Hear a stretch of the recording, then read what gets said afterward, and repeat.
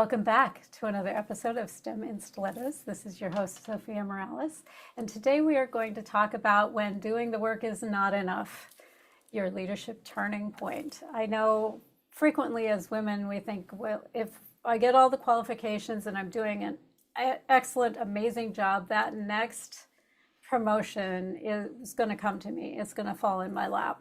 And that may work for a while early in your career, but the farther you climb up that corporate ladder, the farther you go in your career, the less effective that tends to become. And our guest today is here to talk to us about why that plateau exists and what to do about it. Shirley Sutton is a leadership coach and people and culture leader with a background in talent, recruitment, and HR, where she spent years identifying and developing high potential leaders inside of corporate and enterprise organizations. She's the creator of Managers to Leader program, helping managers get unstuck and step into leadership roles in just 90 days. Her signature authority shift method focused on the leadership mindset and personal brand. And she helps high performers stop waiting to be recognized and start leading with confidence, clarity, and influence. Welcome. I'm so happy to have you here with me today, Shirley.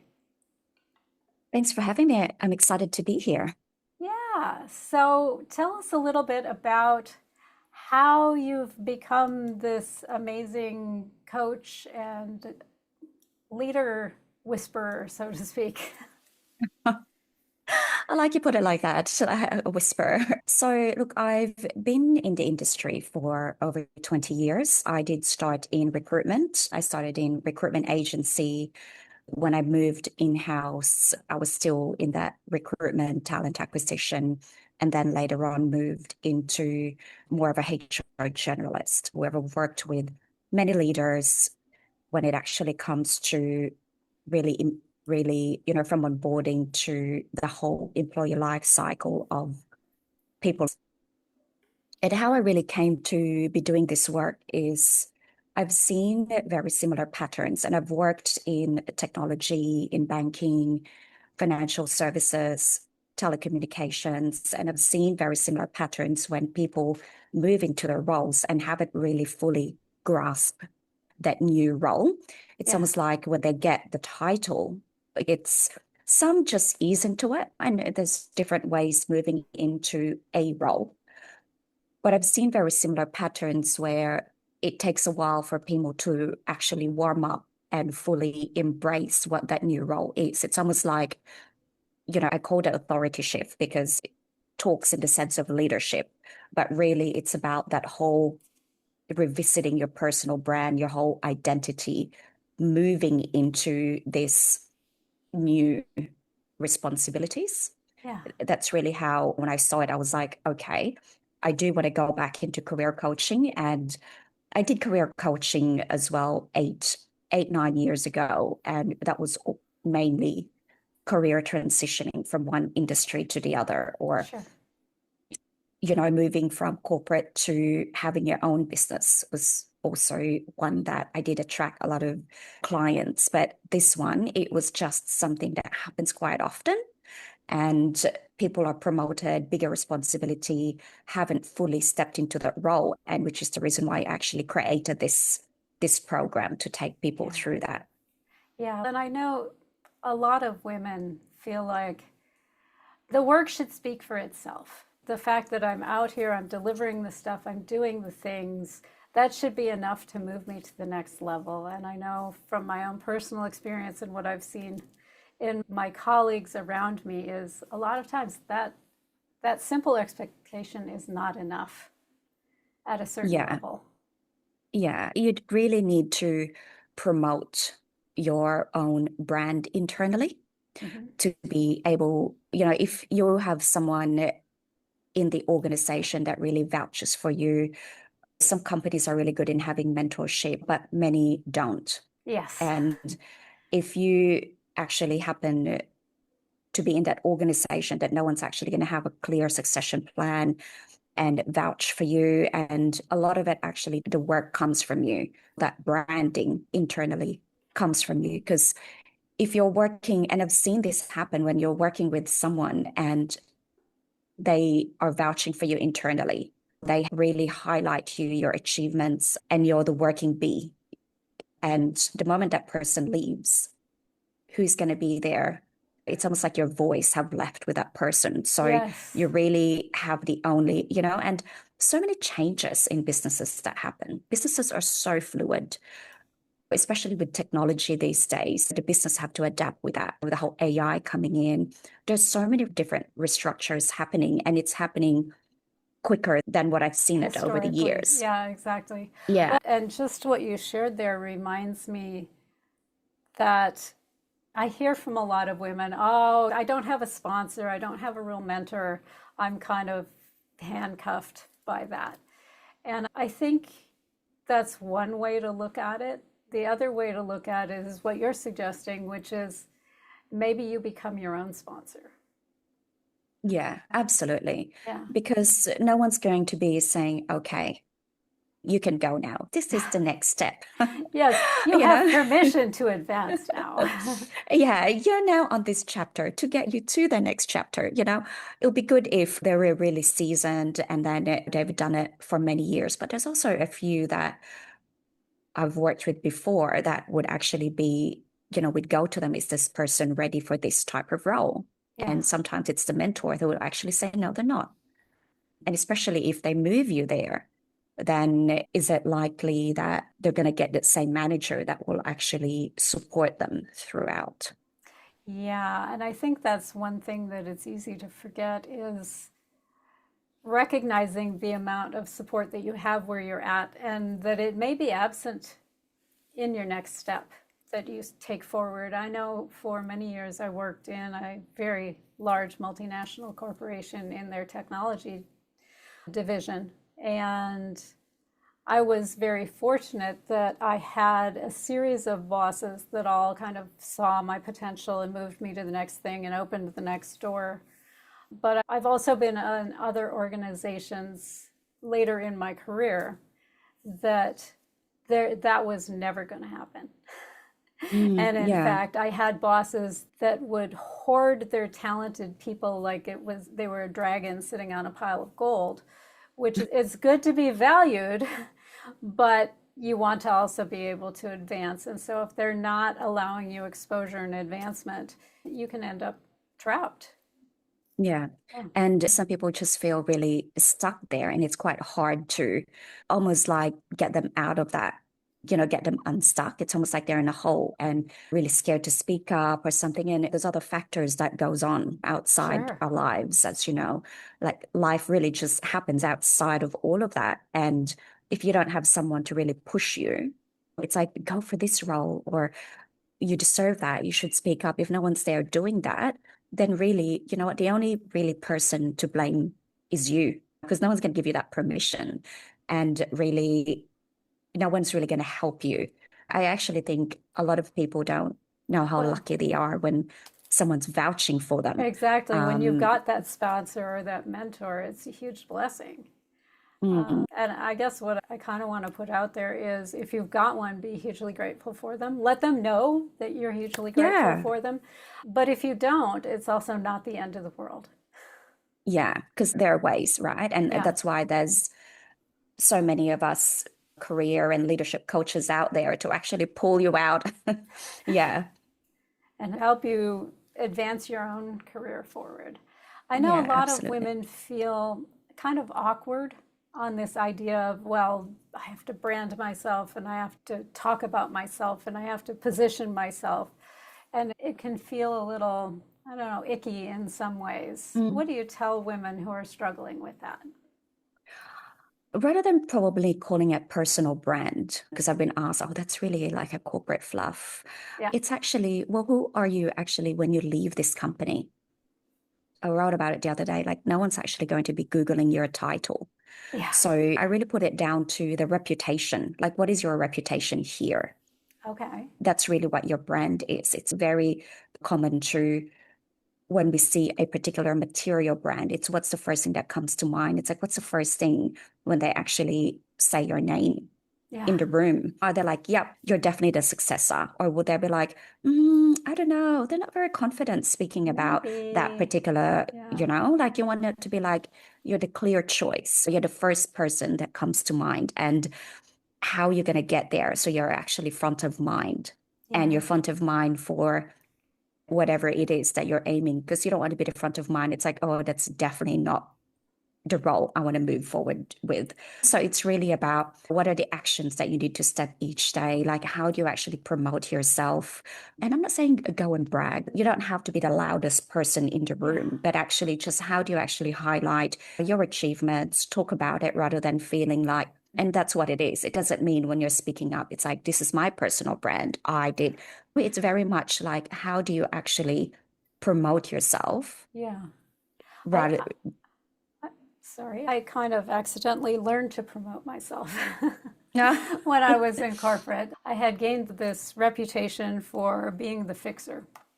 Give it to Mm. Zofia, it will get better. Whatever the problem, and they just kept giving me bigger problems. Solving it. And I kept solving them. Okay, so that was my brand, the fixer. But the promotion actually was kind of incidental to how I was fixing, because I would talk to people who were impacted by what I was trying to bring in, and not just the frontline people, but their managers and their manager's manager, and what it means across departments and this sort of thing.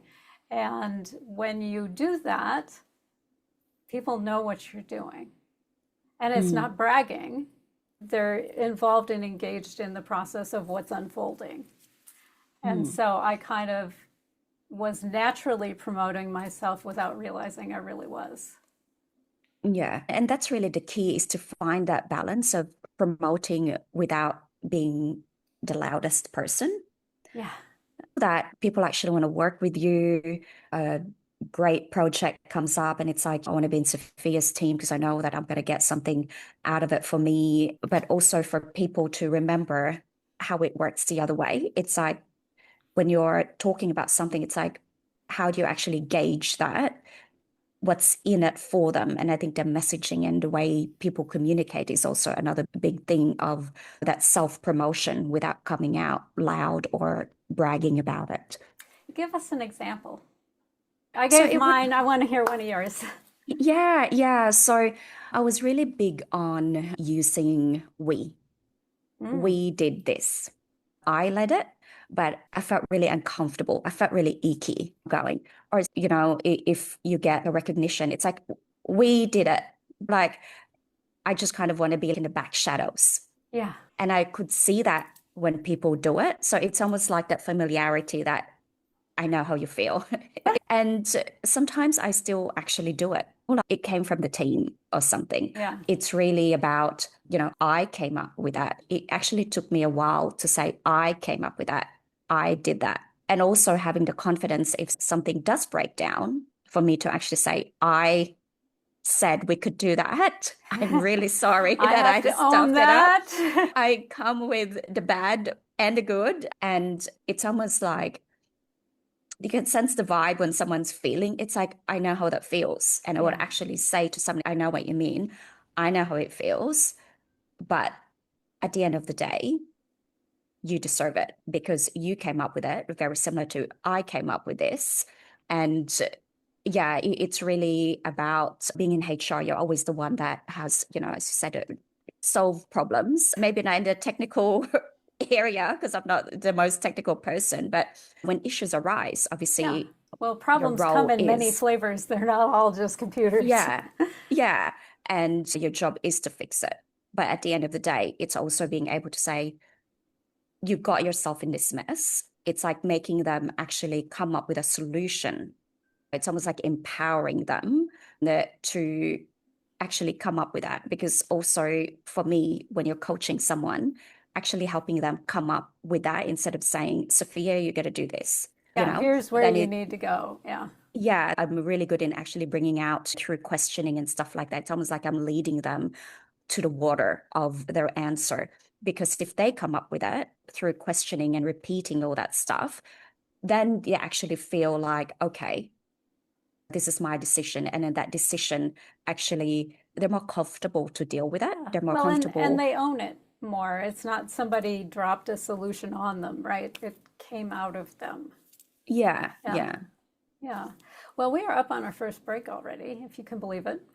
Yeah, that went I quick. know. Isn't that something?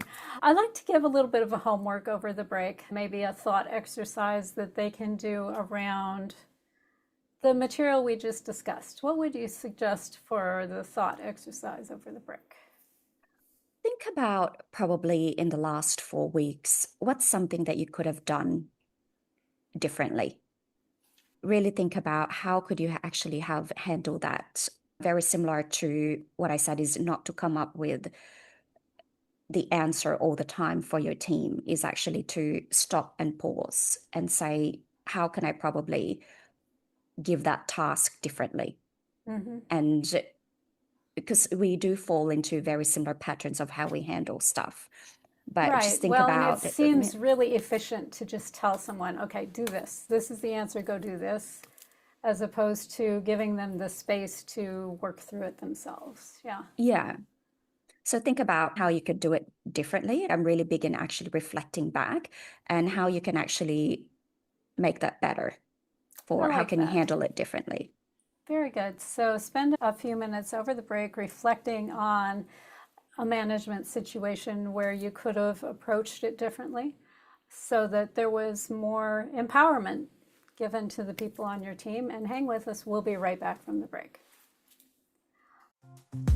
Oh, check it out, the wolf here.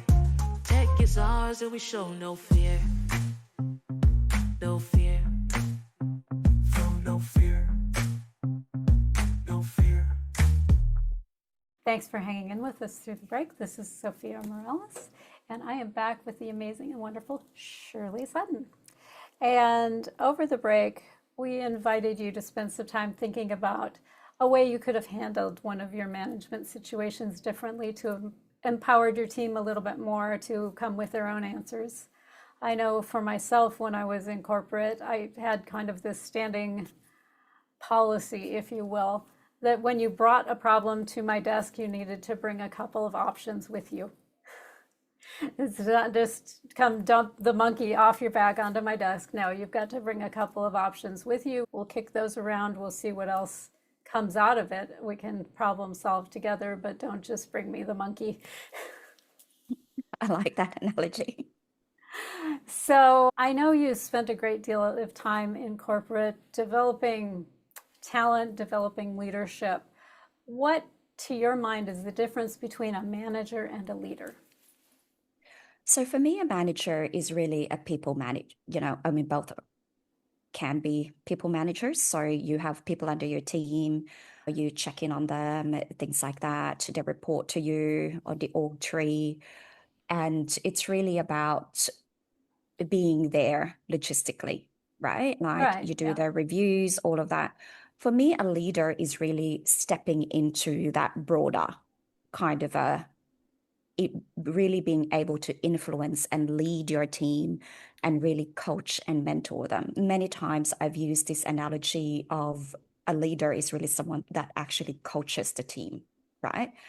And a leader, you also don't need a big team to be able to lead. So Yeah, for me, I you could personally be, found, you know what? You don't even yeah, need a team to lead. yeah, I resisted being a manager for a very long time, but I was a leader for years before I had a formal team. I did mm, everything through like dotted line influence and borrowing influence from other people and just having the right idea and a reputation for fixing what I touched. mm. And I see it. It's like, okay, they're very new in managing people because they're really just going with emotions, all of that. They come and be like, oh, Shirley, I'm so burnt out. There's so many, since I've been in this role, there's just so many. It's like, well, you have a big team. How are you actually delegating work? Because that means those team are actually not really growing with Yeah. you, you Yeah. know? If you're Whereas a not lead, giving them things to stretch them. Yeah. yeah, for me, a leader really sees that. I'm not saying go delegate everything and you're just sitting there like a king or a queen for that matter. And it's really about identifying the team, work out how they want to be communicated to.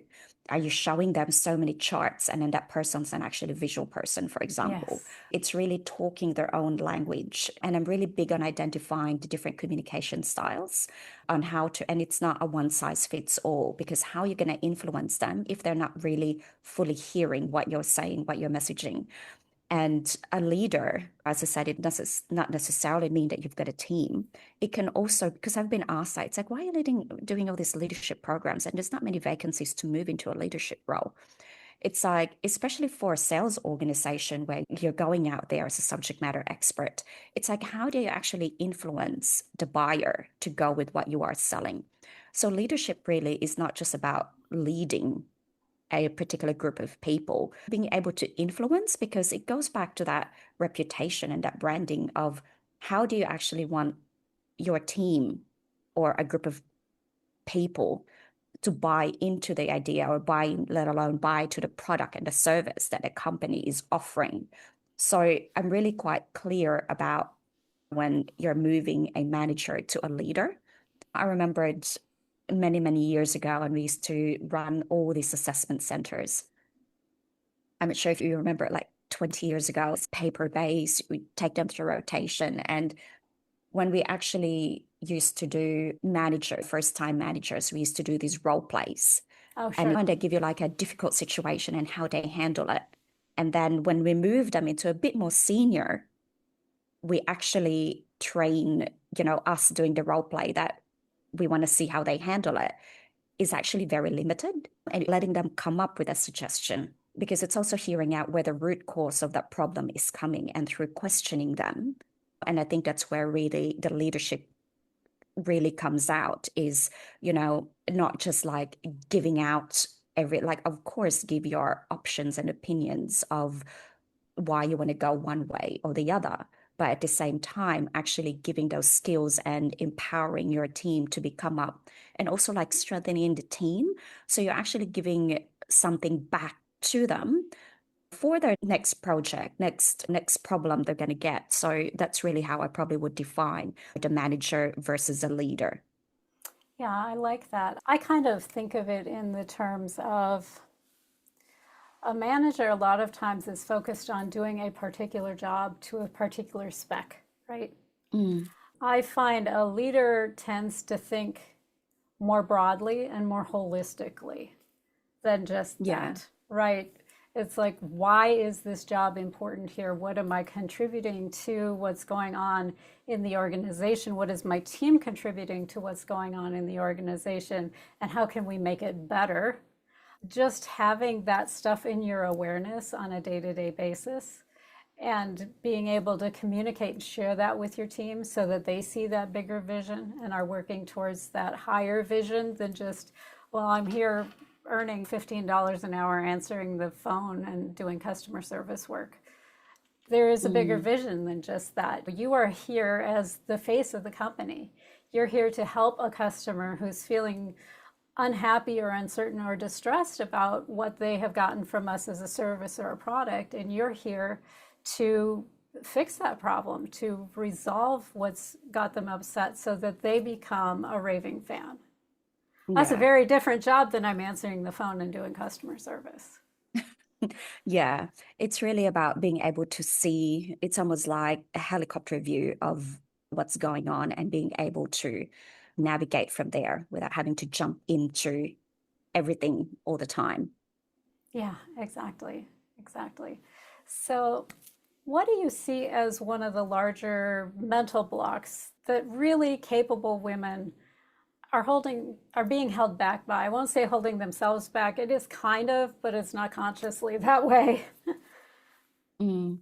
Look, for me, there's different things. There's imposter syndrome is probably one that, you know, Huge. Yeah. yeah, but I think I can also very resonate with that. When I came back from maternity leave, I questioned a lot of everything I did, even though I've been doing it for years. Yes. And I don't know about you, Sophia, but I think it was really just, I don't know if it was lack of sleep. Uh, That I it think a it lot will clearer do now. really strange things to you. I know when I get sleep deprived, my emotions are all over the place, and that hypercritical voice in my head becomes the loudest player.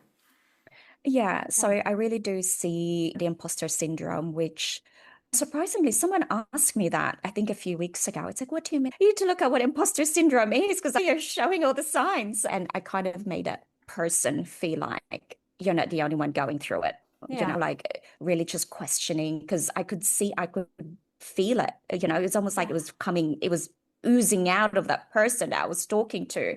And it's like, no, I don't have a confidence issue. So I kind of had to put it back to me that it was my story and how I actually had to rebuild my confidence back. But I think that's probably one of those things is the imposter syndrome. I was like, you lose your confidence from the Yeah. skill that, yeah. So I probably would put it down to, I think I had a lack of sleep. And I do see that with a lot of women coming back into the workforce and not even some people would have career break because they've been a caregiver or aging parents and stuff like that Yeah. and have had to look Career after. career break. I don't know that I define it as a break. You I've could from done your break. caretaking. It's intense. Yeah. Yeah, and some come back, but a lot of the times that I see is it goes back to that technology. Sometimes you go into this calls and there's four people, but really there's like the four people come with their own AI agent typing stuff for you. I was Yeah. like, I only invited four people. Who are these How'd sneakers? I end up with a dozen? Yeah, because some people Yeah. have two that are trailing around behind them. It's like, whoa, whoa, whoa, whoa, whoa. And it's so disruptive. And yeah, I was just speaking to someone actually, and they haven't worked for 9 years, just four Yeah, it's a kids, long all of time. that. Yeah, And exactly. I was helping her with her LinkedIn profile, and we shared a screen, and there's so many things going on. And she was like, yeah, just stuff like not just the audio that's very common. You don't Yeah. need a career break to forget how some of these microphones don't work sometimes, but there was just a lot of the technology because everything changes all the time. And that's also another thing which Yeah. actually just adds into that. I'm ready trying to get my confidence back. Now we've got this layer of these laptops and And they've how moved all the stuff around and this you single know, sign on and you forget your password here. and now Good you're luck locked with the out of rest six of. other places. Yeah, Yeah, I exactly. think there's a lot of that. And then you're putting this a layer of AI and how to work with it. It On just top of brings, it. yeah. And I think it's a bit like what my son would say all the time. That's such a mum thing to do. And I actually think I'm quite up to date with technology. And then he would do things very differently. And I was like, I didn't even think, I've come from technology. Like, I didn't even know you guys Could work do like that. that. Yes, Yeah, exactly. it's so different, like the Microsoft versus the Mac and all that stuff, right? It just adds a very different layer to, you're rebuilding, you're getting rid of this imposter syndrome, you're trying to build your new identity of returning in the workforce or moving into a bigger role. And it's really about understanding where is that coming from? Because did Yeah. someone actually ask you, you're no longer a fixer or you're no longer the one that can There's no handle way I could difficult. no longer be a fixer. Yeah, That's it's an like, identity. I don't care what role you put me in. yeah. And when did this happen? It's really kind of where is this you questioning yourself coming from? Yeah. Is really a good way that I actually push it back to people. It's like, where is this actually coming from? Because no one ever doubted you. Very different if someone actually said you stuffed that up, then learn that as a feedback rather than Yeah, yeah. probably let it hold you It's back. feedback. It's not a personal fault, if you will. There's Yeah. nothing And I wrong with you actually, as a person. Yeah. yeah. So it's really about, for me, feedback should always be welcomed because some people really see that as a hit to their ego No, and think feedback that, is how we grow. Yeah. yeah. And it's really understanding to use that to your advantage. But sometimes as well, how the person gives that feedback. That's another kind of, layer Yeah. that Well, needs to be considered. that's a skill that needs to be learned when you go into Mm, management, and especially if you want to be in leadership, is how to give that feedback without destroying the person you're sitting with and making a serious point serious, that it is taken seriously, and that there's mm. a balance that has to happen there. Yeah. Absolutely. I'd probably mention as well, I think there were so many, I remembered over the years. We do these trainings and how to give feedback, especially when you're hiring someone in recruitment, how to handle this feedback to make sure that people are still motivated. And we're trained to do this, give feedback in a sandwich effect, Yeah. the good, the bad, why you really did not get that role, and then the good again too. And some, if not executed properly, it's a little bit confusing. It's like, Yeah. okay, it's So, like did you like I me or didn't, did you not? What am I supposed to do here? Yeah. yeah, because I actually would have people used to come to me and say, well, my manager said I was really good, but I didn't get it because of this. But they also said I was really good. And I'm like, oh, they did use the sandwich formula, but it just came out wrong. And yeah, and it's just practice. But if no one actually ever said to that particular manager to say, the way you give feedback needs to be improved, then they'll just keep doing that. They'll just keep doing, oh, you're so good, but you're so bad, but you're really, Yes. really good. I actually had some experience with that when I was at my first large corporate employer. I decided that since they were going to allow us to participate in the Employee of the Month program, it was like a location specific thing, and it was mainly aimed at customer service, is what the main function at that campus was. The tech was kind of like this afterthought. And so they left us out of that for many years. And then we had an opportunity to be able to participate. And so I started nominating people, and I would write this nomination about why Jose was amazing, because last month there was this crisis that happened and he jumped in and made sure that things didn't get worse, and he got all the right people on board, and it was resolved faster than we've ever seen the issue resolved, and it concretely did this for the company, like measurable outcome. And those were the kinds of nominations I would turn in. And I was sitting on the committee with the people who were deciding who got what. And the nominations that would come from the other side were like, Susan's so great. We just don't know what we would do without her. Like, can you be a little more specific? Why is Susan Yeah. so great? Did she bring cookies? Why? Well, the cookies gluten-free, but yeah, I know what you mean, because I do get that. And it's almost like how we teach children when you say, when Yeah. you compliment them, it has to be specific. Yeah. When there's a bad behavior, it's like you get the naughty corner because this. It should be very specific and Yes, very it's similar with, because you hit your brother with the train instead of sharing. Now go sit and think about that. yeah, and it's very similar. It's like you did not get the role because you don't have this particular skill, and it has to be, and very similar to what you've just said is with the awards, so that the person actually knows, oh, I worked so hard on that. Thank goodness they really liked the dashboard. Then they'll Yeah. continue doing the dashboard, because the dashboard is always one thing I'm quite funny about. The dashboard is life or death on whether that system gets used. But that's Yeah, a whole but different matter. We're up on our yeah. second break already. So, what do you suggest as a thought exercise over our second break? I'd probably say if you are actually a manager or a leader that do have people reporting to you, think about the members of your team. So if you've got 5 people in your team right now, think about those 5 people and actually write down what you think is the leadership style that resonates with them. Do they like it that you're coming from a helicopter point of view? That you're just like, Zofia, you just come in or when needed, but you can actually see? Or do you think you're working with someone We'd who like a little more responds? breathing room. Yeah. Yeah. Or is that actually someone who's probably fairly new that you're really trying to lift? Are you trying to lift them as a new manager or a new team leader?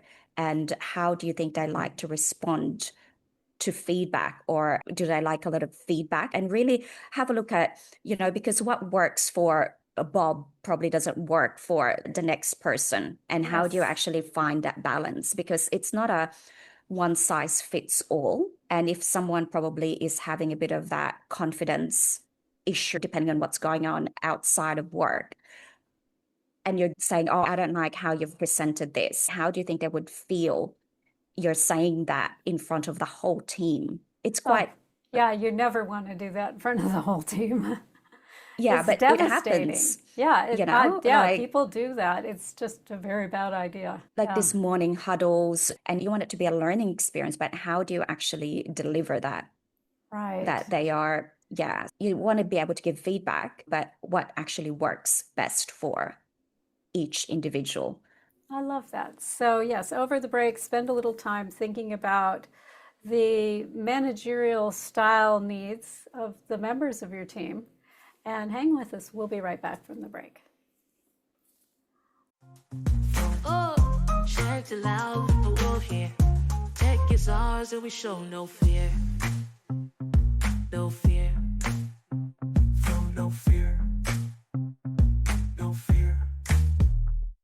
Thanks for hanging in with us through the break. This is Zofia Morales, and I'm back with Shirley Sutton. And over the break, we asked you to think a little bit about the approaches you might want to be using with your team so that they feel supportively managed instead of like micromanaged or deserted, depending on what they're looking for, because that can be the experience. If you personally resonate with a particular style, I like you to kind of leave me alone. But not everyone likes to be left alone. And if you have someone on your team who does not care for that management style, they're going to feel abandoned as opposed to given space to roam. So I'm glad that you spent some time on that exercise with us. What I would like to know, Shirley, now that we're back, because we've talked about the branding and putting yourself forward and being stuck because you're doing the good job, but no one's seeing you as a leader. Did you have a moment like that in your career, and how did you unwrap that? Yeah, absolutely. So I used to work for this company, I think it was 15 or 20, 15 years ago or so. And I was good at my job and I was getting awards and recognition and all of that. But they never really promoted me or let alone move me into another team. Yeah. And it just really felt like I outgrew that role. And I applied for so many different roles there. I applied for project roles, whatever, secondment roles, just to get that experience. But they never really saw me as something else other than, I was in recruitment at that time. So I had no choice but to actually leave. So I left a stable role and I picked Yeah. up a contract role. Oh, wow. And most people are like, no, you went from a steady pay tag to a 1099, which is what we would call it in the US. Yeah. Yeah. Ooh. So I did a move, and I also had other stuff that was going on personally at that time. And my son was still very little. He hasn't even started kindy. So that's like 6 years old. He's just come out of daycare. And yeah, and so I moved to this global company, and their way of working was very different. And what I mean with that is they were hybrid working. I know everyone works from home these days. Back, but 15 years ago, That was that was very unusual. Yeah. that was unusual. So I really wanted to go into that role where it had more flexibility and all of that. So I was like, okay, I'm going to do that. But it was very risky because it was only for like 12 months. Yeah. And who Um, knows what happens at the end of that, right? yeah, but for me, I'm like, I really want this other role. And it gave me a broader remit because it was like a multinational company, it was a global company. So I moved there, and in a few months, I was given another kind of like a generalist role. So outside of recruitment and in more countries to look after. So again, it gave me a very different skill set, which I could never get from the other team. Company. Yes. Yeah, the other companies. And then from there, the 12 months was extended, and it was extended a bit more. And then that gave me enough skills. And then another company actually approached me. So that really, I guess what the picture I'm trying to say is I probably outgrew the other tribe, that I had to move someplace else. And again, it just kind of flew. And that's when I moved really from that talent acquisition recruitment into HR. And then from there, I moved on again and had more senior HR Yeah. roles. And So, from there moved into the leadership coach, which I'm yeah. at today. So Yeah, I So think it's also going, sorry, so sorry, go going ahead. back to that original stuck moment, tell me a little bit about what that felt like, what your emotional and your thought life was like when you were in that stuck point. How did you recognize that it was I stuck? was really like thinking to myself, do I really want to do this? Like, how do I know? It just felt like I had more to give, and I had a really, really supportive manager, by the way. They sent me to see a career coach and I did all sorts of assessments. And it said the role that I was in actually was the role for me. So I was like, okay, that just validated a point. But they really did try to support me. Yeah, But I really felt like getting out of bed every day. I was like, can I actually do this? And that was really what I was doing, like volume recruitment. It was really volume. It wasn't recruiting for a director or where you can take it. It was just so fast. And yeah, so I really had to do something. And then I didn't think about moving into career coaching at that time. That came a couple of years after. But I already started thinking there's got to be something else that I can do. Because by that time, I was doing the same role for quite some time, but for different companies that I just actually wanted to just broaden and learn. I think 'cause I'm someone who's always quite curious and I just want to yeah, keep learning all the time. But I didn't want to learn as in go back to university. I yeah, wanted to yeah. do, you know, because that's another thing that I see a lot. It's like I feel stuck and they go, should I do another course? And I'm like, well, that will take it 2 years.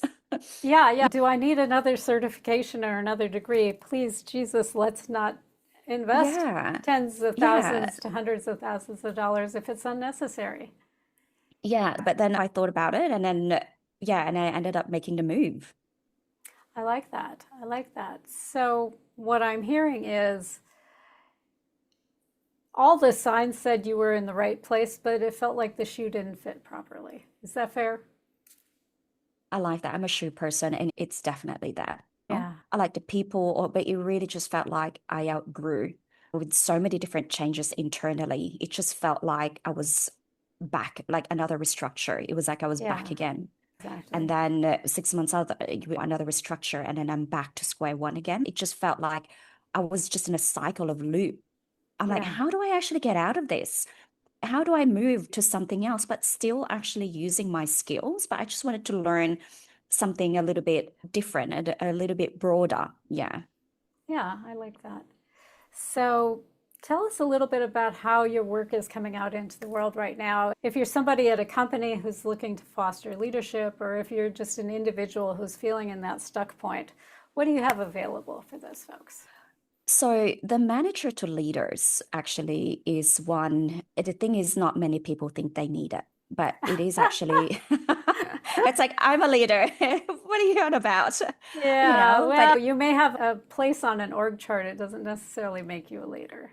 And yeah, I think it's sometimes hard to be honest with ourselves about the difference.